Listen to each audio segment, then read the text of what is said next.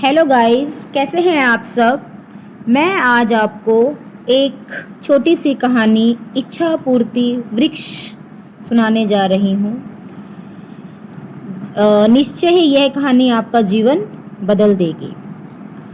एक घने जंगल में एक इच्छा पूर्ति वृक्ष था। उसके नीचे बैठकर कोई भी इच्छा करने से वह तुरंत पूरी हो जाती थी। यह बात बहुत कम लोग जानते थे, क्योंकि उस घने जंगल में जाने की कोई हिम्मत ही नहीं करता था। एक बार संयोग से एक थका हुआ व्यापारी उस वृक्ष के नीचे आराम करने के लिए बैठ गया। उसे पता ही नहीं चला कि कब उसकी नींद लग गई। जब वह जागा तो उसे बहुत भूख लगी। उसने आस पास देखकर सोचा, काश कुछ खाने को मिल जाए। तत्काल स्वादिष्ट पकवानों से भरी थाली हवा में तैरती हुई उसके सामने आ गई।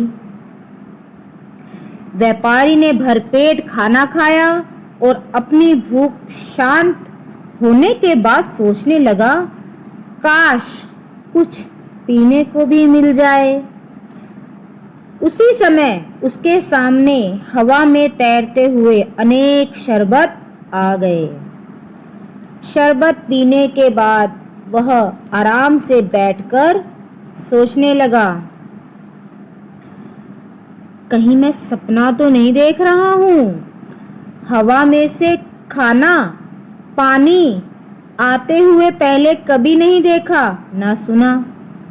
जरूर इस पेड़ पर कोई भूत रहता है जो मुझे खिला पिला कर बाद में मुझे खा लेगा।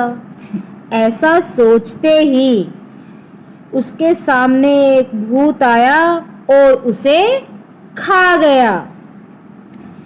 इस प्रसंग से आप यह सीख सकते हैं कि हमारा मस्तिष्क ही इच्छा पूर्ति वृक्ष है।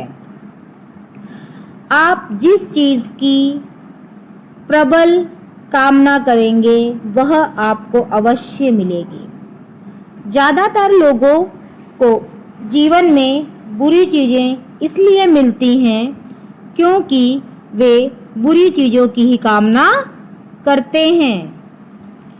इंसान ज्यादातर समय सोचता है, कहीं बारिश में भीगने से मैं बीमार न हो जाऊं। वह बीमार हो जाता है। इंसान सोचता है मेरी किस्मत ही खराब है और उसकी किस्मत सचमुच खराब हो जाती है। इस तरह आप देखेंगे कि आपका अवचेतन मन इच्छा पूर्ति वृक्ष की तरह आपकी इच्छाओं को ईमानदारी से पूर्ण कर देता है। कि जैसे आपने देखा कि उस व्यापारी ने पहले सोचा कि मुझे भूख लगी है, खाने को मिल जाए, तो खाना उसके पास आ गया। जब उसने सोचा कि मुझे पानी मिल जाए पीने के लिए, तो पानी उसके पास, अनेक तरह के शरबत आ गए। और जब उसने सोचा कि कहीं भूत तो नहीं है मुझे खा जाएगा, और सच में भूत आ गया और उसे खा गया। इसलिए आपको अपने मस्तिष्क में विचारों को सावधानी से प्रवेश करने की अनुमति देनी चाहिए। यदि गलत विचार अंदर आ जाएं तो गलत परिणाम मिलेंगे। विचारों पर काबू रखना ही अपने जीवन पर काबू रखने का सीक्रेट है।